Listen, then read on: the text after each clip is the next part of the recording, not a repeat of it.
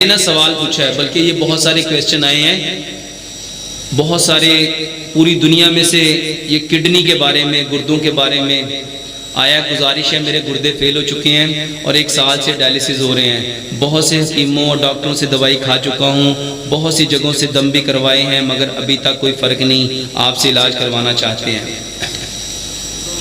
میرے بھائیوں، یہ گردے خراب کیوں ہوتے ہیں اس کو سب سے پہلے سمجھتے ہیں۔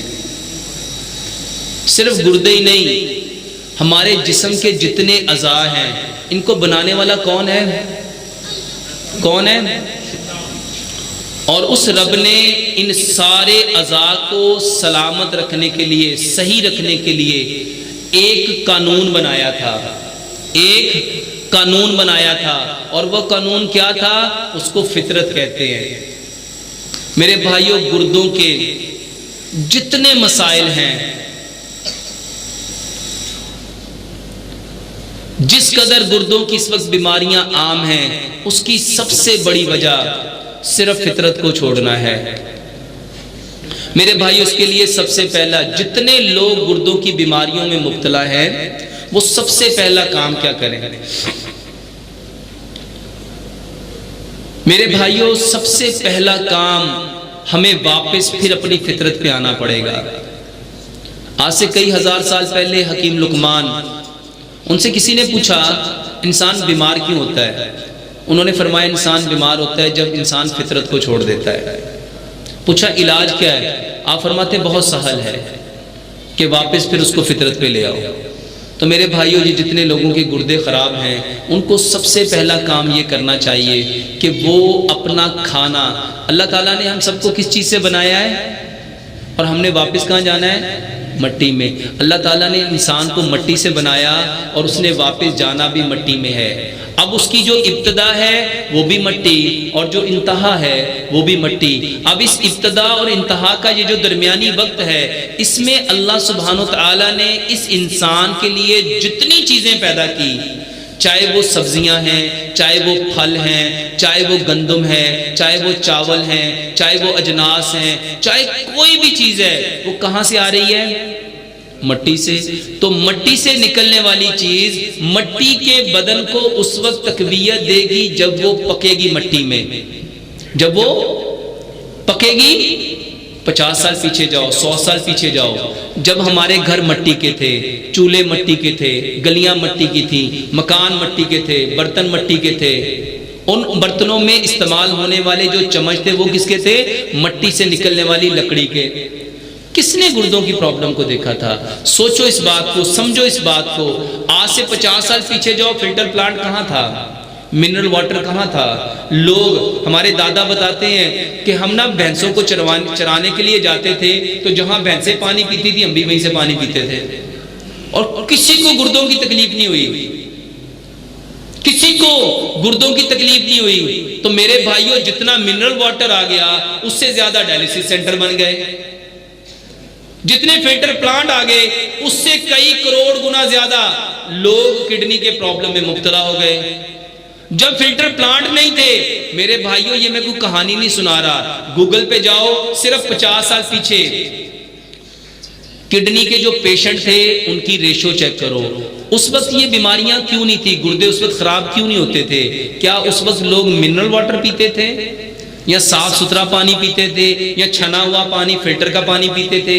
میرے بھائیوں، گردے صرف اور صرف اس وقت خراب ہوتے ہیں جب ہم کیمیکل یوز کرتے ہیں، جب ہم، اور آج سب سے زیادہ کیمیکل کس فارم میں ہم لے رہے ہیں؟ یہ کھانے اور پانی کی صورت میں۔ تو میرے بھائیوں، ہر وہ چیز چھوڑ دو جس کے اندر کیمیکل کا لفظ آتا ہے، جس کے اندر کیمیکل کا لفظ آتا ہے۔ میرے بھائیوں، سب سے پہلے اپنے برتن بدلو، سب سے پہلے اپنے برتن بدلو۔ ہم نے انشاءاللہ صرف مٹی کے برتن لینے ہیں، اور نیت کیا ہونی چاہیے اس کے پیچھے؟ نیت یہ ہونی چاہیے کہ نبی صلی اللہ علیہ وآلہ وسلم نے فرمایا جو قوم جس قوم کی مشابہت کرے گی ان کے ساتھ اٹھائی جائے گی۔ ہم اس لیے مٹی کے برتن لائیں گے کہ نبی صلی اللہ علیہ وآلہ وسلم کے گھر کے سارے برتن کس کے تھے؟ دیکھو، دنیا بھی بن جائے گی اور آخرت بھی سنور جائے گی۔ یہ فائدے والا سودا ہے کہ نہیں؟ تو جتنے گردوں کے مریض ہیں، صرف گردوں کے نہیں، جس کو آج لوگوں نے کینسر کہہ دیا، واللہ ہر مریض، خاص طور پہ گردوں کے تو خاص طور پہ، پہلا کام کیا کریں گے؟ مٹی کے برتن۔ دوسرے نمبر پہ ہم جو کھانا پکائیں گے، اس کو پکانے کے لیے ہم نے رکھا ہوا ہے کوکنگ آئل۔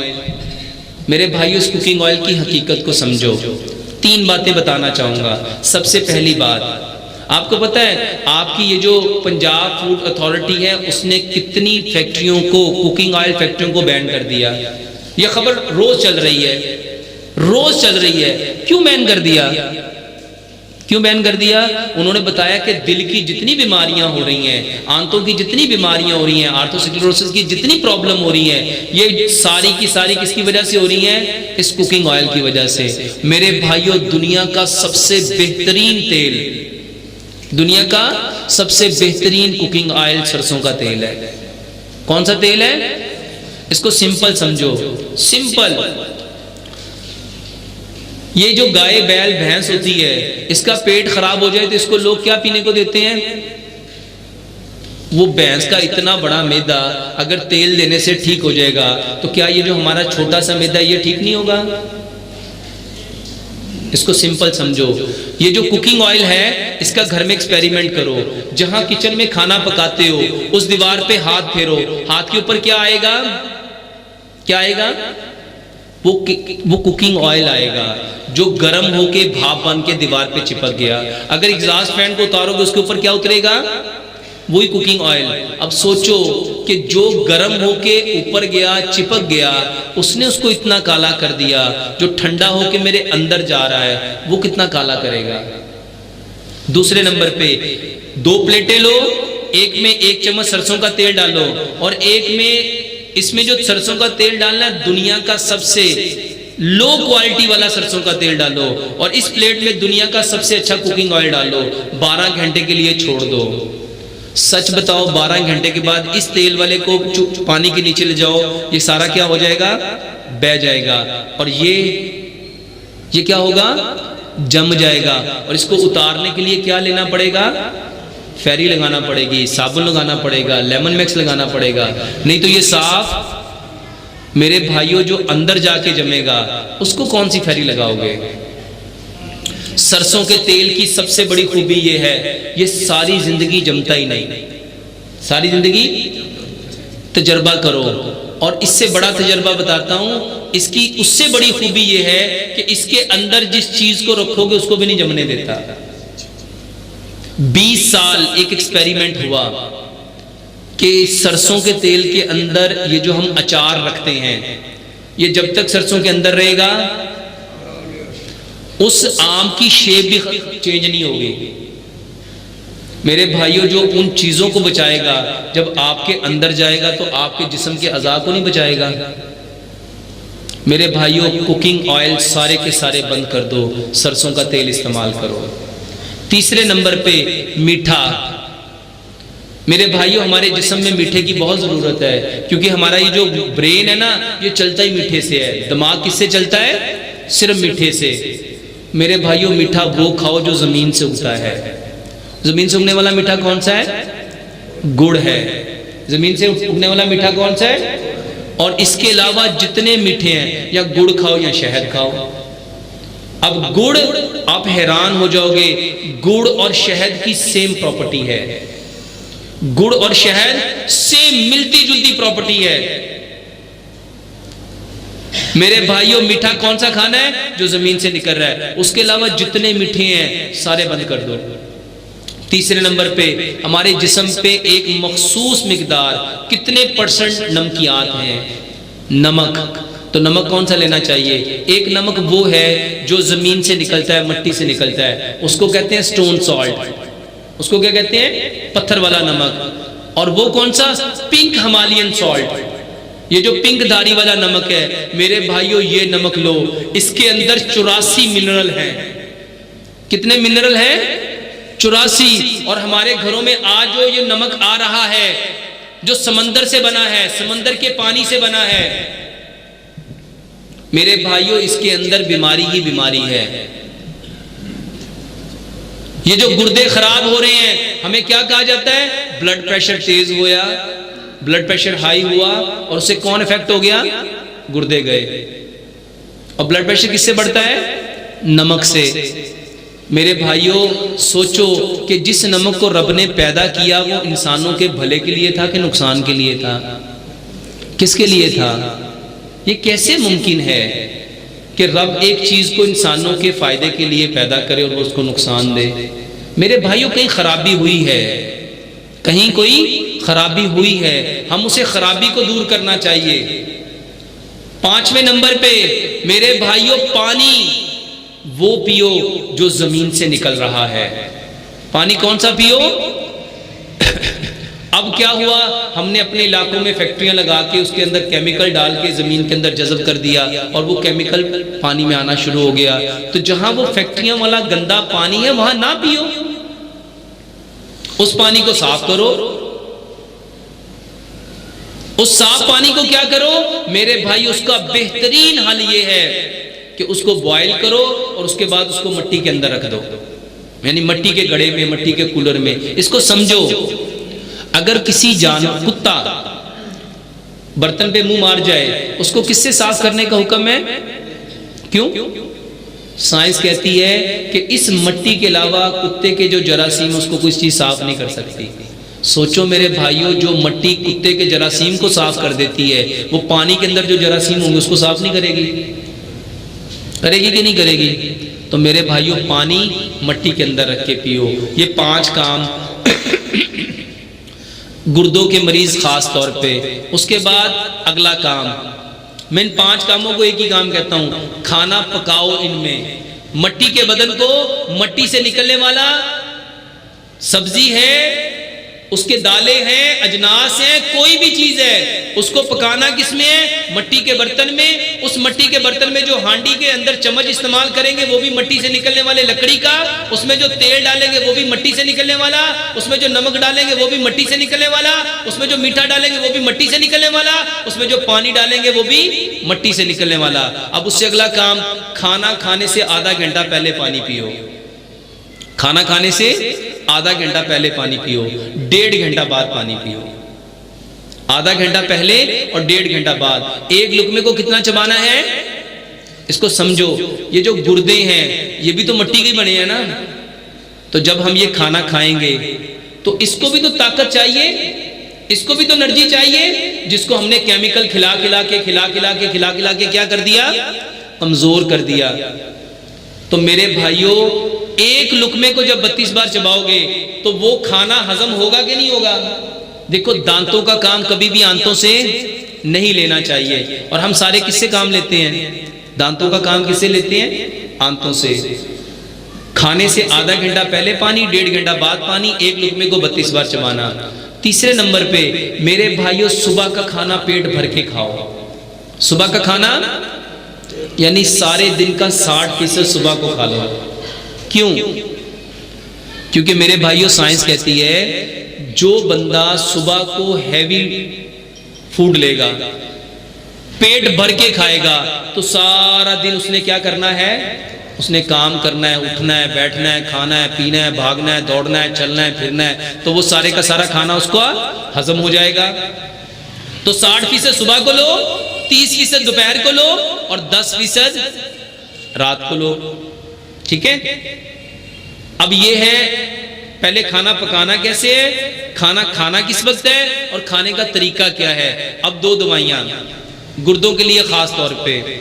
میرے بھائیوں میں ایک نسخہ بتاتا ہوں، اکثر لوگ مجھے کہتے ہیں ڈاکٹر صاحب یہ تو آپ نے شوگر کے لیے بھی بتایا تھا، یہ تو آپ نے جوڑوں کے درد کے لیے بھی بتایا تھا۔ اس نسخے کو سمجھ لو میرے بھائیوں، پیارے پیغمبر جناب محمد صلی اللہ علیہ وآلہ وسلم نے کیا ارشاد فرمایا؟ اس کالے دانے میں، کیا کہتے ہیں اس کالے دانے کو؟ کلونجی۔ اس میں موت کے علاوہ ہر بیماری کی شفا ہے، اور الحمدللہ ثم الحمدللہ آج تک انکاؤنٹیبل مریضوں کو یہ بتا چکا ہوں۔ یہ صرف اور صرف شوگر کے لیے نہیں، جوڑوں کے درد کے لیے نہیں، ہڈیوں کے لیے نہیں، گیس کے لیے نہیں، موٹاپے کے لیے نہیں، وزن کم کرنے کے لیے نہیں، بلکہ بدن کی جتنی بیماریاں ہیں، بتانے والے کون ہیں؟ بتانے والے کون ہیں؟ محمد الرسول اللہ صلی اللہ علیہ وآلہ وسلم۔ 100 گرام کلونجی اور 100 گرام میتھی دانہ۔ میرے بھائیوں یہ جو کلونجی اور میتھی دانہ ہے نا، اس کے اوپر پوری کتابیں لکھی گئی ہیں۔ بتانے والے کون؟ محمد الرسول اللہ۔ یہ جو میتھی دانہ ہے اس کے بارے میں زاد المعاد کے اندر امام نے قیم رحمۃ اللہ علیہ نے فرمایا میتھی دانے سے شفا حاصل کرو۔ اور آج کی ماڈرن میڈیکل سائنس کہتی ہے انسانی جسم میں کوئی بھی ہارمونل انبیلنس ہو، ہارمون انبیلنس ہو، اس کی سب سے بہترین دوائی میتھی دانہ ہے۔ تو 100 گرام کلونجی، 100 گرام میتھی دانہ۔ اس کو سمجھو، یہ جو گردوں کی پرابلم ہوتی ہے اس میں کرائٹینیا بڑھ جاتا ہے۔ کتنا آپ کا؟ 12۔ اب یہ جو کرائٹینیا بڑھے گا میرے بھائیوں، اس کو لیول پہ لانے کے لیے بہترین دوائی کلونجی اور میتھی دانہ ہے۔ جن عورتوں کو مینسز کی پرابلم ہے بہترین دوائی کلونجی اور میتھی دانہ ہے۔ جن لوگوں کو شوگر ہے، دیکھو شوگر کیا ہے، پینکریاز ایک ہارمون بناتا ہے، اس کو انسولین کہتے ہیں۔ جب وہ انسولین بننا بند ہو جاتی ہے میٹھا ہضم نہیں ہوتا، میٹھا خون میں آتا ہے۔ میرے بھائیوں یہ بھی ہارمونل پرابلم ہے، اس کی بھی بہترین دوائی کلونجی اور میتھی دانہ ہے۔ اس کا طریقہ بھی بتا دیتا ہوں۔ 100 گرام کلونجی، 100 گرام میتھی دانہ، اس کو کوٹ لو۔ شوگر کا علاج بھی ہے، ہڈیوں کا علاج بھی ہے، جوڑوں کا علاج بھی ہے، کینسر کا علاج بھی ہے۔ جگر کا کسی کو کینسر ہے اس میں بھی واللہ یہی چیز میں دیتا ہوں۔ ان دونوں چیزوں کو کوٹ لو اور 1 چمچ مٹی کے گلاس میں بھگو دو، ساری رات اس کو بھیگا رہنے دو۔ صبح اس میں 1 لیمن ملاؤ اور اس کو اچھی طرح بوائل کر لو تاکہ اس کے سارے انگریڈینٹ پانی کے اندر آ جائیں۔ پھر اس کو چھان لو اور اس میں 1 چمچ زیتون کا تیل ملاؤ۔ زیتون کیوں ملانا ہے؟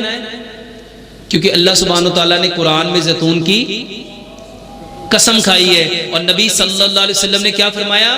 زیتون کا تیل پیو بھی اور مالش بھی کرو۔ کیوں کرو؟ کیونکہ یہ مبارک درخت کا تیل ہے۔ بتانے والے کون؟ اللہ نے قسم کھائی اور پیارے پیغمبر جناب محمد صلی اللہ علیہ وسلم نے اس کو استعمال کرنے کا حکم دیا۔ چوتھی چیز شہد، 1 چمچ شہد ملاؤ۔ کیوں ملانا ہے؟ اس لیے ملانا ہے کہ رب تعالیٰ نے قرآن میں فرمایا شہد میں شفا ہے۔ اب یہ ساری چیزیں کون بتا رہا ہے؟ وہی، یہ قرآن میں اور حدیث میں ہے۔ اچھا بتاؤ اس کا نقصان ہوگا؟ جس کے بارے میں کس نے بتایا؟ وہی نے، جس کو جبریل امین لے کے آئے۔ اس سے اچھی دعا کائنات میں کون سی ہو سکتی ہے کہ بتانے والے سید الملائکہ اور سننے والے سید الانبیاء؟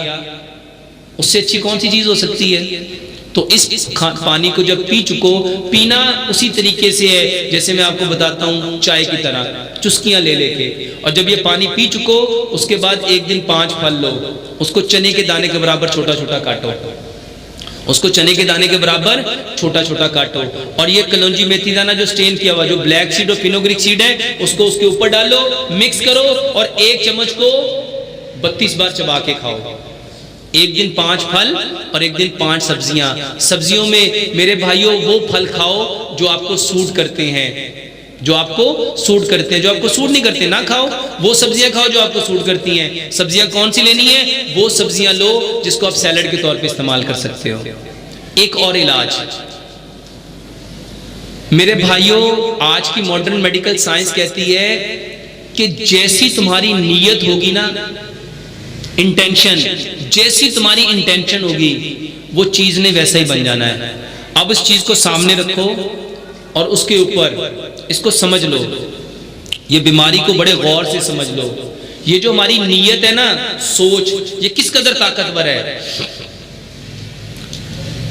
آپ نے وہ پانی لیا، یہ جو کلونجی میتھی دانہ والا، آپ نے رب سے کہنا ہے اے اللہ اس پانی کو میرے لیے غذا بھی بنانا ہے، دعا بھی بنانا ہے، شفا بھی بنانا ہے، اور اس کے ذریعے میرے بدن کی ساری بیماریوں کو ٹھیک بھی کرنا ہے، میرے گردوں کو ٹھیک بھی کرنا ہے، اور میرے جسم کی جتنی ضروریات ہے اس کو پورا بھی کرنا ہے۔ اس کو سمجھ لو کہ اس طرح کہنے سے کیا ہوگا۔ اس کو بھی حدیث سے سمجھتے ہیں۔ ہم سب نے بخاری میں ایک واقعہ سنا کہ ایک شخص تھا، اس نے 99 قتل کیے تھے۔ کتنے قتل کیے تھے؟ 99 قتل کیے۔ وہ ایک عالم کے پاس گیا، اس کو کیا آئی تھی؟ سوچ کہ میرے مرنے کے بعد میرا رب میرے ساتھ کیا سلوک کرے گا۔ اس کو ایک سوچ آئی، تھاٹ آیا، اب وہ ایک عالم کے پاس گیا، اس نے جب اسے بتایا کہ میں نے 99 قتل کیے ہیں، 99 قتل کیے ہیں، اس نے کہا 99 قتل کر کے توبہ، اس نے اس کو بھی قتل کر دیا۔ کتنے ہو گئے؟ 100 پورا ہو گیا۔ اب پھر اس کو دوبارہ کیا آئی؟ سوچ۔ صرف کیا آئی؟ سوچ۔ یہ سوچ اتنی طاقتور ہے، اتنی طاقتور ہے، اتنی طاقتور ہے، اگر اس انسان کے 100 لوگوں کے قتل کو معاف کر سکتی ہے تو کیا گردے ٹھیک نہیں کر سکتی؟ کیا جگر ٹھیک نہیں کر سکتی؟ کیا میدا ٹھیک نہیں کر سکتی؟ کیا آنتیں ٹھیک نہیں کر سکتی؟ اس کو سمجھو، اس نے صرف سوچا۔ ایک اور شخص کے پاس گیا، اس نے کہا ہاں تیری بخشش ہو سکتی ہے، مگر ایک کام کر، اس بستی کو چھوڑ کے فلاں بستی میں چلا جا اور وہاں جا کے اچھے کام کرنا۔ ابھی وہاں پہنچا نہیں، راستے میں کیا ہو گیا؟ مر گیا۔ اس کو سمجھو میرے بھائیوں، توبہ تو تب ہوتی نا جب وہاں پہنچ جاتا، کوئی اچھا عمل کر لیتا۔ اب وہاں راستے میں مرا، فرشتے آ گئے، جنت والے بھی جہنم والے بھی، وہ کہہ رہے ہمارا ہے، وہ کہہ رہے ہمارا ہے، دونوں لڑ رہے تھے، تکرار کر رہے تھے۔ اللہ نے ایک اور فرشتہ بھیجا۔ سچ بتاؤ روح لینے کون آتا ہے؟ یہاں جنت والے بھی آ رہے ہیں، جہنم والے بھی آ رہے ہیں۔ اللہ نے قانون بدل دیا۔ کس کے پیچھے؟ کس کے پیچھے؟ یہ کہانی سنا رہا ہوں میں آپ کو، یہ کہانی تو نہیں ہے، کوئی من گڑھ قصہ تو نہیں ہے، کسی بابے کی بات تو نہیں کر رہا، یہ پیارے پیغمبر جناب محمد صلی اللہ علیہ وآلہ وسلم کی بات، کہ سوچ کے ذریعے، اگر سوچ کے ذریعے اس 100 کا قاتل اپنے آپ کو جہنم سے بچا سکتا ہے۔ پیارے پیغمبر جناب محمد صلی اللہ علیہ وسلم نے کیا فرمایا؟ قیامت کا دن ہوگا، قاتل اور مقتول آئیں گے۔ کس حالت میں آئیں گے؟ جو مقتول ہوگا اس نے گریبان پکڑا ہوگا قاتل کا، اور ایک ہاتھ میں اپنا سر پکڑا ہوگا۔ میرے بھائیو اس بندے کا گریبان کتنوں نے پکڑا ہوگا؟ کتنوں نے پکڑا ہوگا؟ 100 بندوں نے۔ یہاں رب نے قانون بدل دیا، قانون۔ اب رب نے حکم دیا، تیسرے کو ثالث بنا کے بھیجا، کیا کر؟ جہاں سے آیا اس جگہ کو بھی ناپ، جہاں جانا ہے اس جگہ کو بھی ناپ۔ نبی صلی اللہ علیہ وسلم نے فرمایا جہاں سے آیا تھا وہ قریب تھی، جہاں جانا تھا وہ دور تھی۔ رب تعالیٰ نے کیا حکم دیا؟ نزدیک والی کو حکم دیا پھیل جا، دور والی کو حکم دیا قریب آ جا۔ کس وجہ سے؟ نیت، سوچ۔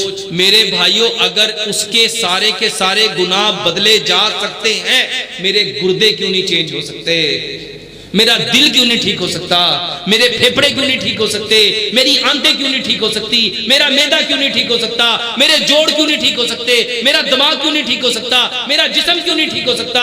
اس سوچ کے ذریعے سائنس نے کیا کہا؟ سائنس کہتی ہے information make a thought, thought make a thinking, thinking make a blue, blue make a values, values make a limits, limits make a character, character make a action, action make a attitude, attitude make a habits, habits make a personality. Science کہتی ہے if your information are positive then your personality are positive۔ میرے بھائیوں یہ میں information آپ کو دے رہا ہوں، نیت کے ذریعے، سوچ کے ذریعے سب کچھ کیا جا سکتا ہے۔ اس کو سمجھ لو، اس کو جان لو۔ واللہ جو اس نیت کو سمجھ گیا، جو اس نیت کو جان گیا، امام بخاری سمجھ گئے تھے، اسی لیے سب سے پہلے جس حدیث کو لے کے آئے، کیا لے کے آئے؟ انما الاعمال بالنیات، عملوں کا دار و مدار نیت ہے۔ اس کو سمجھ لو میرے بھائیو، یہ کہانی نہیں ہے، یہ قصہ نہیں ہے، صرف نیت کے ذریعے، صرف نیت کے ذریعے، صرف سوچ کے ساتھ آپ اپنی ہر بیماری کا علاج کر سکتے ہو۔ کیسے؟ ایک ریسرچ بتاتا ہوں، امریکہ کے اندر یہ ریسرچ ہوئی کہ سوچ کے ذریعے کیا کیا جا سکتا ہے، سوچ کے ذریعے کیا کیا جا سکتا ہے۔ میرے بھائیوں سوچ کے ذریعے انسانوں کو قتل کیا جا سکتا ہے۔ یہ جتنے لوگ جادو کرتے ہیں، کیا کرتے ہیں وہ؟ کیا کرتے ہیں وہ؟ صرف نیگیٹو سوچ، شیطانی سوچ، اور بندے کو قتل کیا جا سکتا ہے۔ نبی صلی اللہ علیہ وسلم نے کیا فرمایا؟ میری امت کی کثرت مواد کس کی وجہ سے ہے؟ نظر بد کی وجہ سے۔ ایک ہٹے کٹے اونٹ کو ہنڈیا پہ پکنے پہ مجبور کر دیتی، کون ہے؟ نظر۔ نظر شیطان کے تیروں میں تیر ہے جو سیدھی اپنے نشانے پہ لگتی ہے۔ میرے بھائیوں نظر کے ذریعے اتنا کچھ ہو سکتا ہے، نیت کے ذریعے کیوں نہیں ہو سکتا؟